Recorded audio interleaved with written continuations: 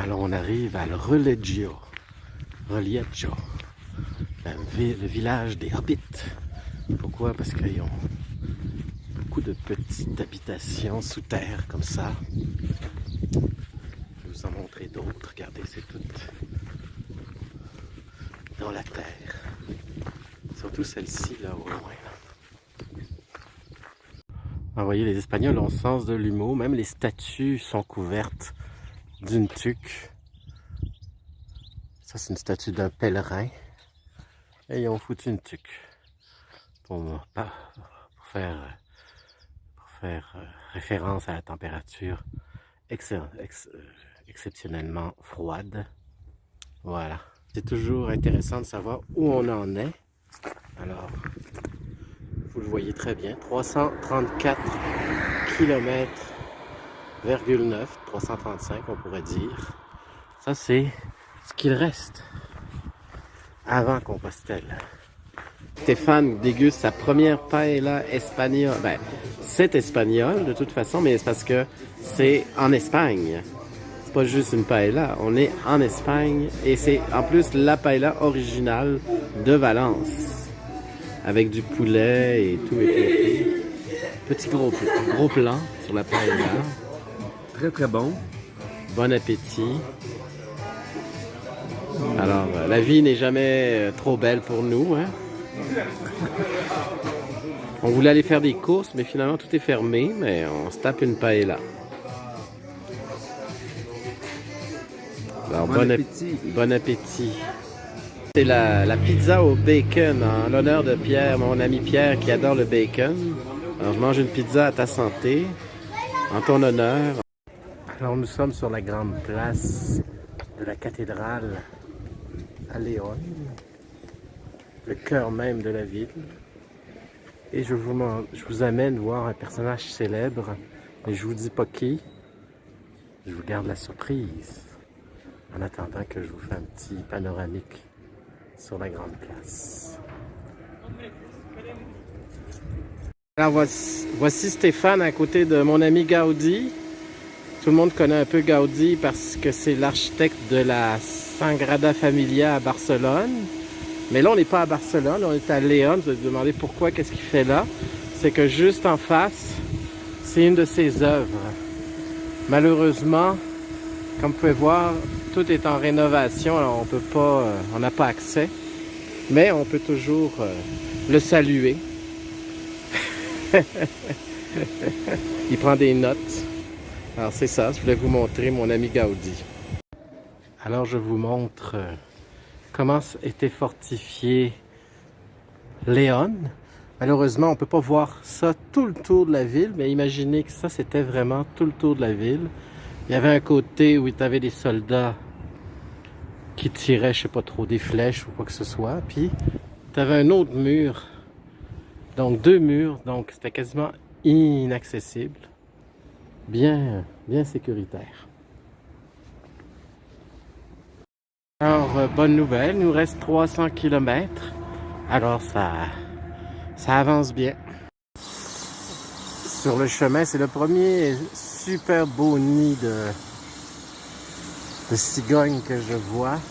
On en voit beaucoup, mais là, il y a 1, 2, 4, 5 nids de cigognes. C'est assez incroyable. Alors, ici, on a plus de 5 nids de cigognes. Voyez? Je croirais dans un film de Bird, de Hitchcock.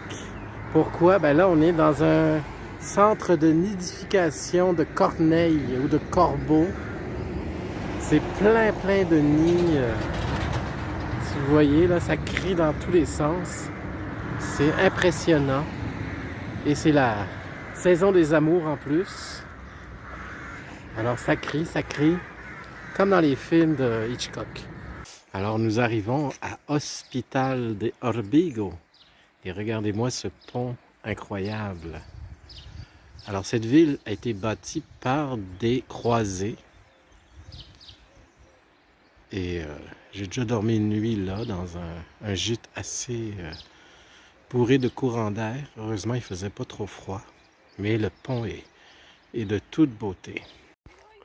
On arrive bientôt à destination et comme d'habitude, ça c'est un endroit mythique, une halte mémorable où vous pouvez boire et vous rassasier comme par magie, en toute générosité. Vous avez l'embarras du choix. Tout est très, très bon. Alors ça, c'est pour manger. Et là, vous avez pour boire. Et il y a même des musiciens au loin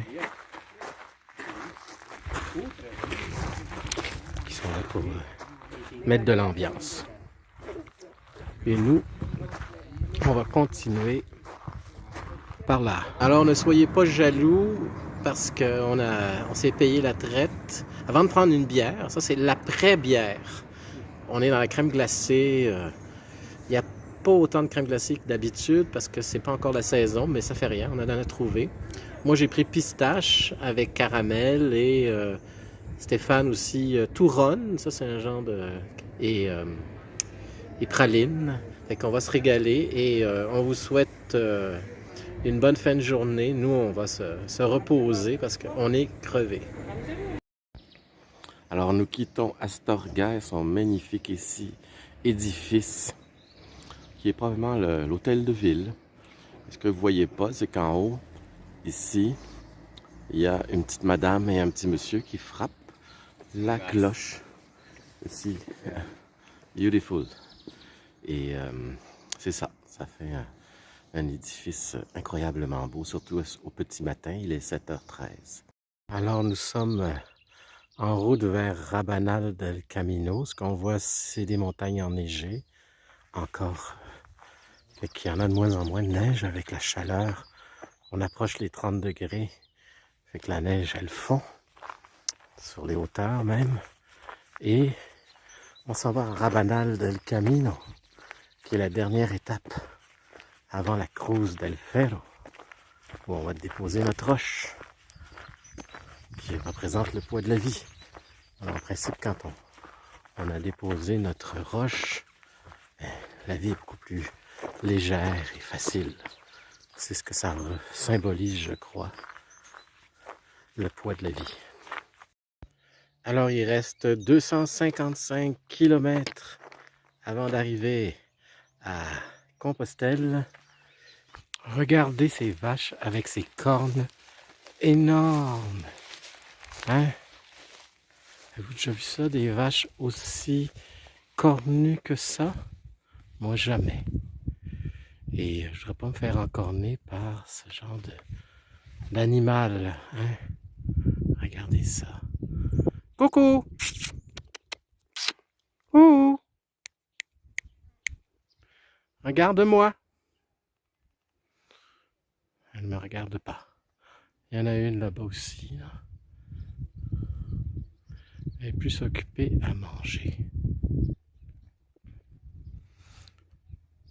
Alors, je ne veux pas faire de jaloux au Québec, mais nous, c'est l'été, quasiment. Et la preuve en est, regardez bien ça.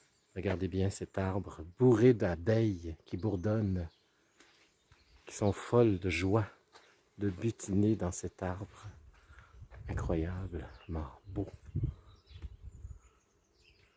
Ça fait été.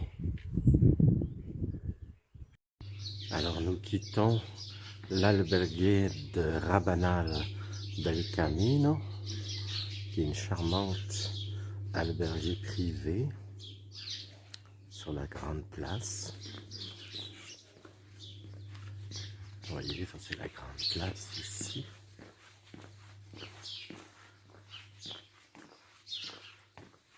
Et c'est de là qu'on va quitter dans quelques instants pour aller à la Cruz del Ferro. Alors c'est là qu'on a mangé hier soir. Un splendide spaghetti. Ah, il était bon notre spaghetti. Hier soir. Ah oui, c'est super. Très bien mangé. Avec une bonne bouteille, comme d'habitude. On se refuse rien.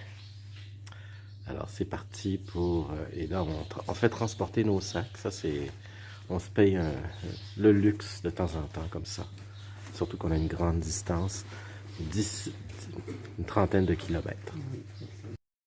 L'éclairage est incroyable. Je pense que, comme je dis, c'est la 4e fois que je m'en vais vers la Cruz del Ferro, dans la montagne. Et je pense que c'est la première fois que je vois une aussi belle luminosité ici, dans la montagne. On entend toujours le coucou qui nous accompagne depuis 3 jours. C'est vraiment très, très beau. Avec ces montagnes enneigées juste là, juste devant nous, ici. C'est magique.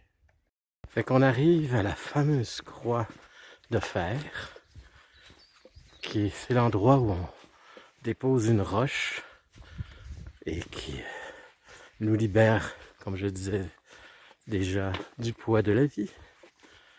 Stéphane, lui, ça va être le poids de ses responsabilités professionnelles, car il vient de prendre sa retraite.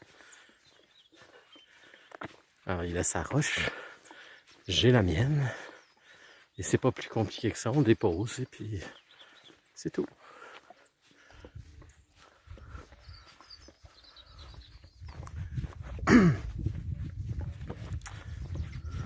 D'habitude, il n'y a pas de muret comme ça, là, c'est un tas de roches. Là, il y en a qui font ça plus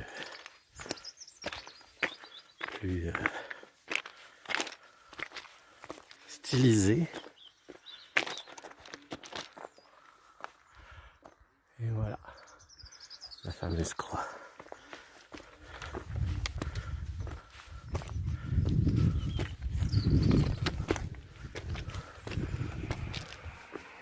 Et voilà,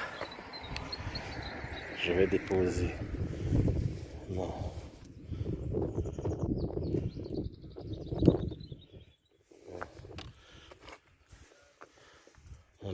mon offrande. Et voilà.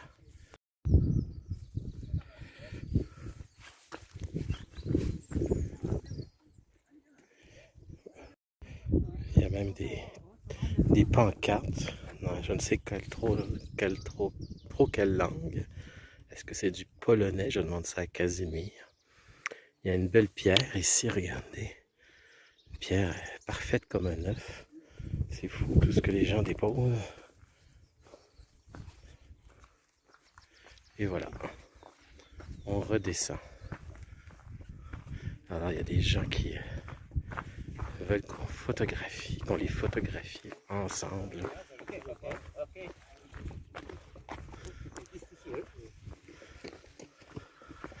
On les prend ensemble.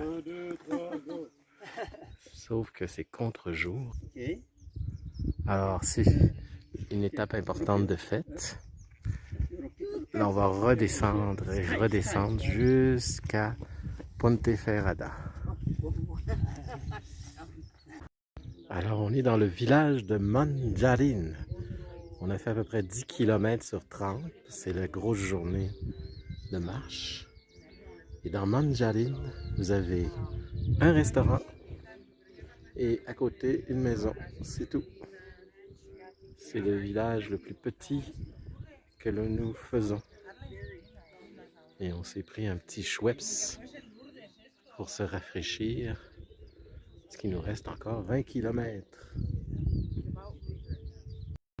Nous venons de franchir les montagnes. Stéphane arrive.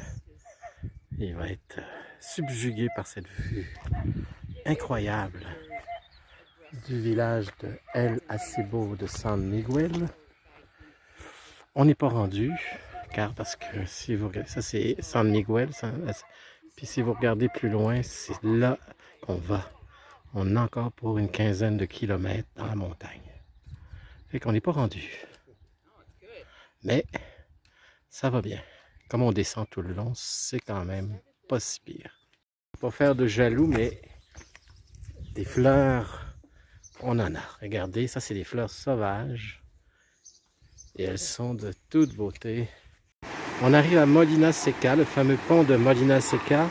Et surtout la plage de Molina Seca. Regardez la terrasse ici. On se croirait vraiment dans un lieu de villégiature extraordinaire. Et l'été, moi j'ai déjà passé l'été et c'était plein de gens qui se baignaient. Mais là, l'eau est trop froide encore, là. La rue de la montagne, puis il y avait de la neige dans la montagne. Alors nous quittons l'auberge de Ponferrada, qui est vraiment sympathique. Je peux vous montrer la place. Vous voyez, ça c'est la cuisine ici. Lavage. C'est une salle multifonction. On est accueillis là. Et on s'en va. Et des tables partout ici, regardez, avec la chapelle. Alors ça, c'est le château des croisés de Ponferrada. Un vrai de vrai, comme vous pouvez voir, avec des tours, des créneaux, en plein milieu de la ville.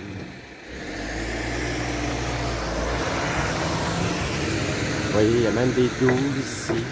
Malheureusement, on ne peut pas le visiter parce que hier, on est arrivé, on était tellement fatigués. On avait fait 32 km. Fait que malheureusement, on était tellement épuisés. Puis ce matin, c'est dimanche matin.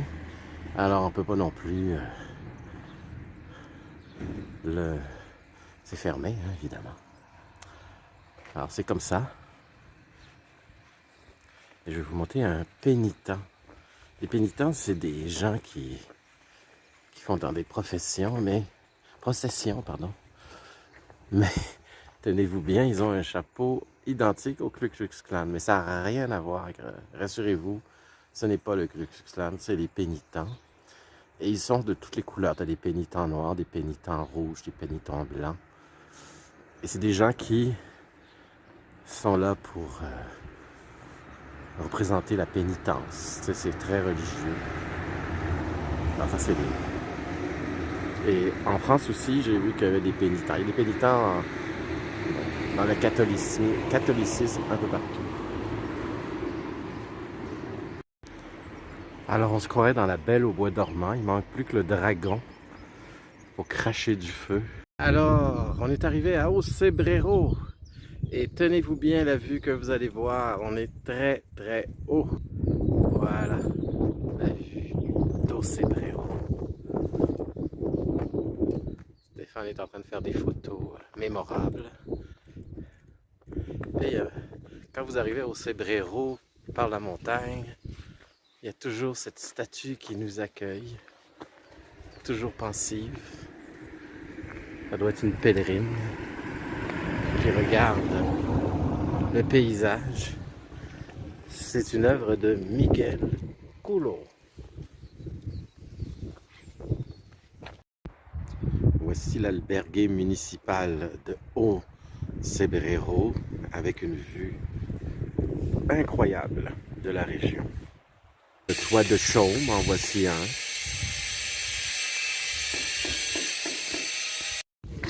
Voici un autre. Ils sont en rénovation là, mais on voit très bien le toit de paille qui est le cachet original de Ocebrero, vous voyez encore. Et les gens habitent là-dedans.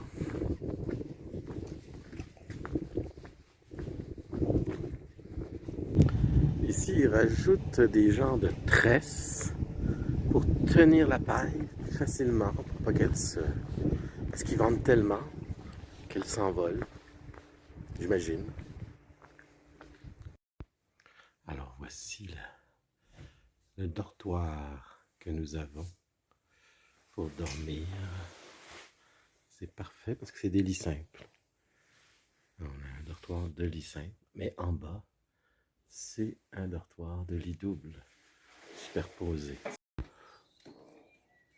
On est le matin très tôt et peut-être que vous voyez pas, mais les nuages sont tellement bas que on est au-dessus des nuages. L'auberge est au-dessus des nuages, toujours au Cébrero.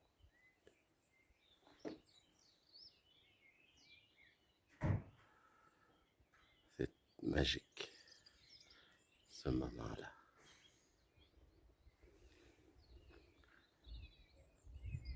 Alors là, on voit bien les nuages qui surplombent, c'est-à-dire qui sont sous la végétation. On continue à monter, mais je vous garantis que ça va descendre. Et quand ça va descendre, ça va descendre. Là, on approche du nuage. On va plonger dedans. Alors, faut pas se perdre dans la brume.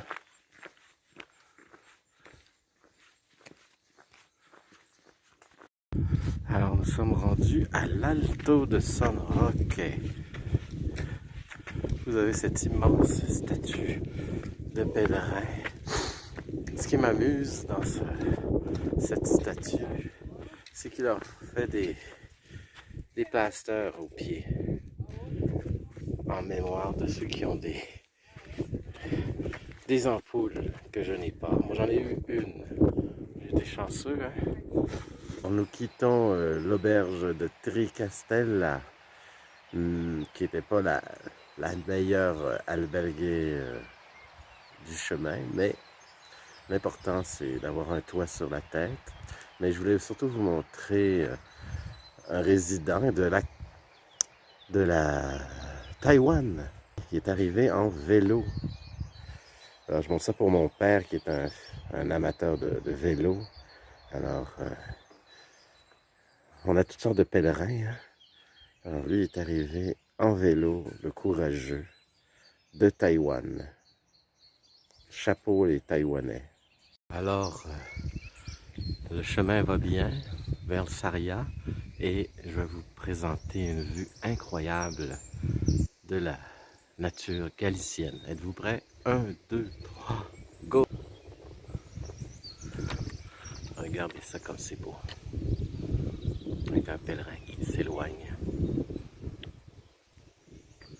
Les nuages, c'est incroyable.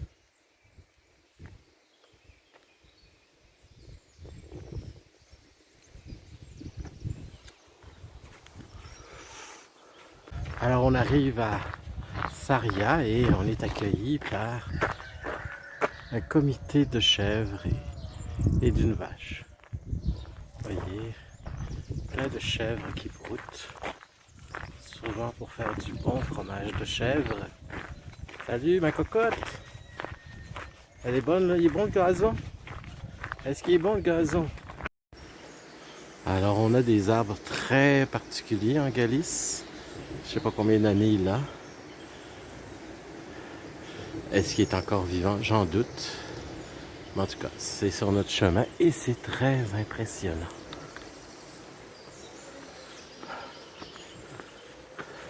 On vient de quitter Sarria, où on a très bien dormi. Contrairement à la nuit passée, la nuit précédente. Regardez ces arbres-là, incroyables. Aujourd'hui, jusqu'à Ponferrada, on va marcher plus de 12 villages à un intervalle d'1 kilomètre chacun. C'est assez spécial. 12 villages, c'est ça. On fait quasiment une marche inter-village avec des petites pauses de... Ben pas des pauses, on va marcher entre ces villages-là de 1 ou 2 kilomètres. Donc c'est une étape assez particulière. Et je vous montrerai le village de Porto Marine qui est très particulier aussi, qui est très sympathique. Bonjour, Jean du Québec. Nous passons un excellent moment ici à Compostelle. Il fait beau, enfin le beau temps est venu. Là. On s'est fait mouiller au début, mais là, le beau temps est venu, puis le sourire, puis la forme est là. Super! J'ai hâte de tenir. Bye bye! On approche les 100 km.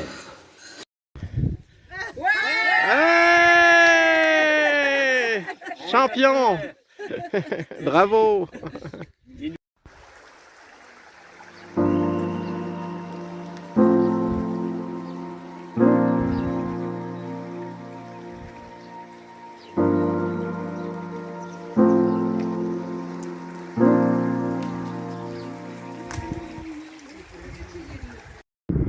Alors nous sommes à Porto Marine où nous allons dormir. Si vous regardez là-bas, ça c'est l'église. Je peux agrandir ici sur l'église. Et juste à droite de l'église, ben, c'est là qu'on va dormir. À Porto Marine, très beau petit village. C'est petit mais ça a du charme. Plus de charme que Serra où on a dormi la veille et qui est plus banal. Alors voici notre grand champion qui a réussi à se rendre aux 100 km et ça mérite une bière, une petite bière. Une petite bière, bien méritée. Comme à l'habitude. On n'est pas encore rendu au scotch, mais bientôt. Le scotch approche. On a des petits machins, on sait pas. Peut-être que ce soir on va être à l'américaine, on va manger des hamburgers. Santé. On boit de la bière, puis on va manger des hamburgers. On va être américain ce soir. Merci Stéphane. Alors avant de vous quitter pour aujourd'hui, je vais vous montrer la cathédrale Porto Marine. Je vais vous montrer la cathédrale qui est très particulière. Ça c'est le fronton, la rosace. Et regardez le haut, c'est comme un château fort. C'est la seule église que j'ai vue de ce type-là qui ressemble autant à un château fort qu'à une église. Alors nous quittons Porto Marine et comme vous pouvez le voir, la brume est au rendez-vous.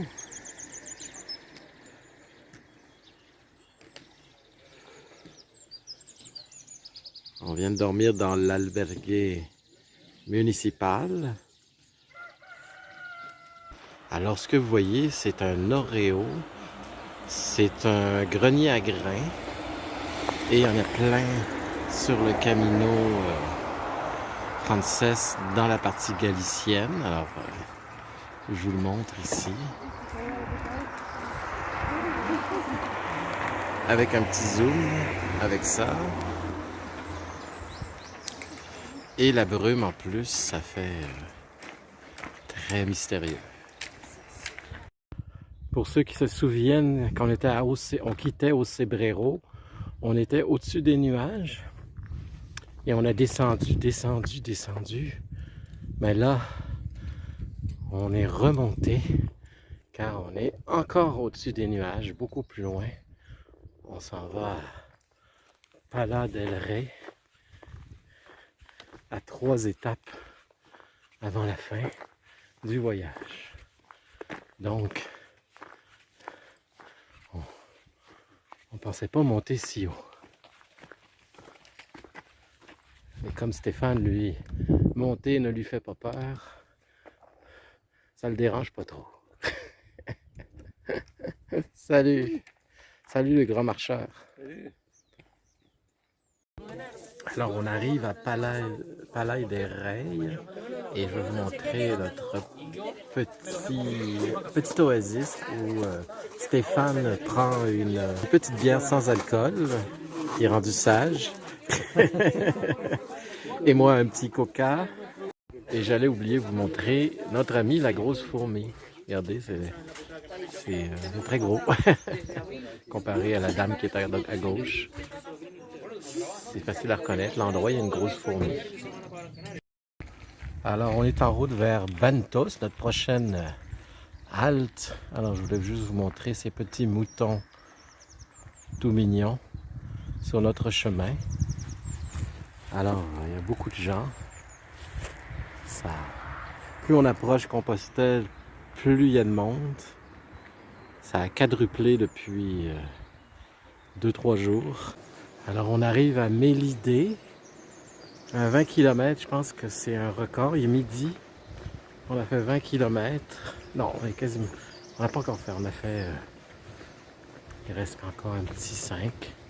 Mais je pense que c'est l'étape dans tous nos 30 jours de marche continue qui a été la plus rapide.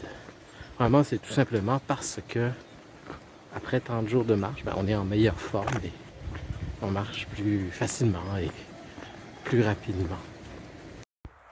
Alors, on est dans un magnifique sous-bois. Malheureusement, on ne peut pas sentir l'odeur magnifique des eucalyptus qui sentent tellement bon. On est entouré de... Il y a des forêts d'eucalyptus qu'on traverse aussi et qui sentent bon. Alors ça, c'est des choses que vous ne pouvez pas, malheureusement, pas vivre comme nous.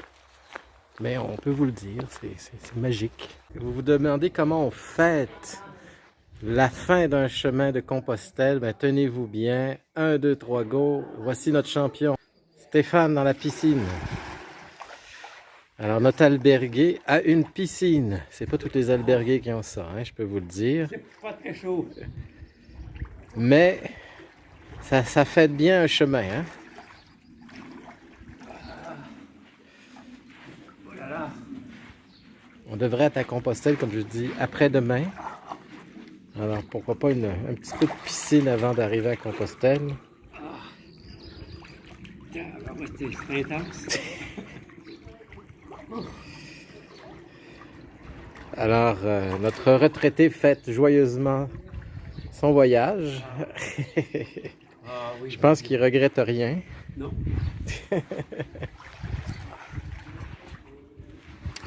Et on va vous laisser comme ça, de façon malheureuse pour vous, parce que au Québec, c'est évident que la piscine n'est pas prête d'être ouverte. Mais ici, avec le soleil qui tape, c'est toujours possible. Alors nous quittons l'albergue de Buente sous un beau lever de soleil plein de mystère et de beauté dans la forêt enchantée. Il manque les petits lutins et les petits daims. Alors voici une façon très originale d'accueillir les marcheurs avec ils ont créé un Oreo typique de la Galice pour se faire remarquer. Et ils ont appelé ça la Casa do Oreo. Oreo. Alors, tu ne peux pas manquer la place. C'est vraiment très joli comment c'est pensé. Alors, dans 6 km, on devrait arriver à notre dernière étape avant Compostelle. C'est notre demain, comme je le disais, on sera à Compostelle. Alors, on a bien hâte. Stéphane est énervé parce que lui n'a jamais été à Compostelle. Hein, c'est une façon originale de se faire remarquer comme bar. Hein? Un Oreo. Alors, on est finalement arrivé à l'albergue de Salceda. Vous voyez ici, il y a un petit bar, restaurant. Il y a même un jacuzzi. Stéphane se prépare à aller se baigner dans le jacuzzi. Nous, on est au bout là-bas, à droite. C'est là notre réception de l'albergue. Alors après la piscine, voici le jacuzzi. Alors, comment avoir des plus belles vacances de retraite que d'être dans un jacuzzi? Ça finit bien une journée. Les amateurs de bière, on est dans la Green Burger, quelque chose du genre. C'est une bière un petit peu grillée, hein? On sent le goût du caramélisé, c'est ça. C'est ça, caramélisé. Alors ça nous prépare un petit peu à la Belgique, hein? Bientôt on va être en Belgique et on va essayer toutes les bières. On se privera pas. Fait que on vous laisse dans notre resort. Vous voyez, il y a notre... ici, il y a le jacuzzi qui nous attend. Et demain, on se retrouve demain pour aller à Compostelle. C'est là qu'on va aller avoir notre diplôme de pèlerin officiel. Moi, ce ne sera pas le premier, mais pour Stéphane, ça va l'être. Alors, bye bye tout le monde. Stéphane est à la veille de vivre sa consécration de pèlerin après 800 km. T'es prêt à arriver sur la place? Ah oui, il est prêt. Ah, il est prêt. Depuis 30 jours, je suis prêt. Alors, allons-y. C'est le grand moment. Alors, on va franchir ce tunnel.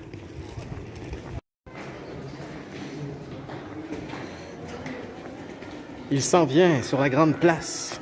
Roulement de tambour, ou plutôt sifflement de cornemuse. Il s'en vient.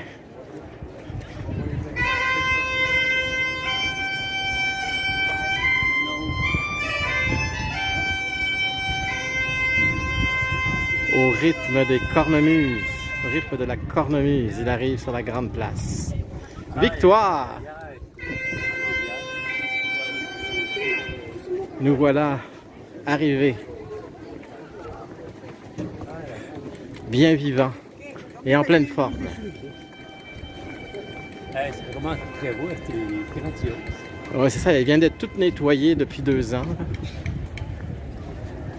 C'est...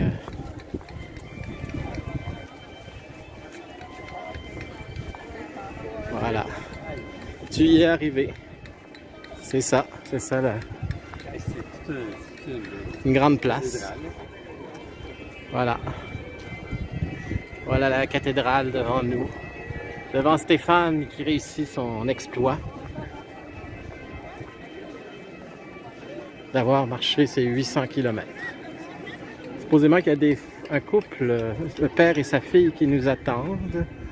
Alors je vais arrêter la vidéo et on va trouver nos amis français qui devraient être pas très loin. Alors Stéphane va retrouver nos amis français. Il est tout content. Et moi aussi. C'est les retrouvailles.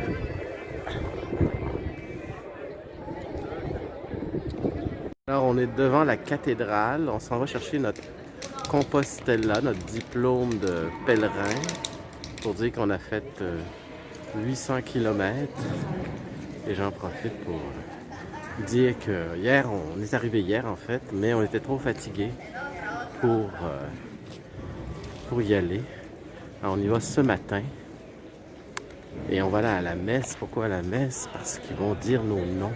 Il dit le nom de tous les pèlerins qui ont réussi. Alors c'est le fun qu'ils font une messe en notre honneur. Ben, pas juste à nous deux, mais à tous les pèlerins qui ont leur diplôme. Alors c'est ça, pas une dernière image de mais une image de ce matin avec un contre-jour intéressant. Alors le matin évidemment, il n'y a pas beaucoup de monde. On a terminé hier notre chemin et que tout va si bien. On a eu notre Compostela. Là on est dans le café le plus chic de Compostelle. Stéphane est en train de sortir sa crédentiale. Chic. Ça. Et ce qui est particulier, c'est que Stéphane a son nom en latin. Et c'est quoi ton nom en latin? C'est Stefano Degno. Alors, on fait des tartines à la marmelade. Stefano, c'est ton nom en latin. Santé. Santé, Stefano. Moi, c'est Javiero.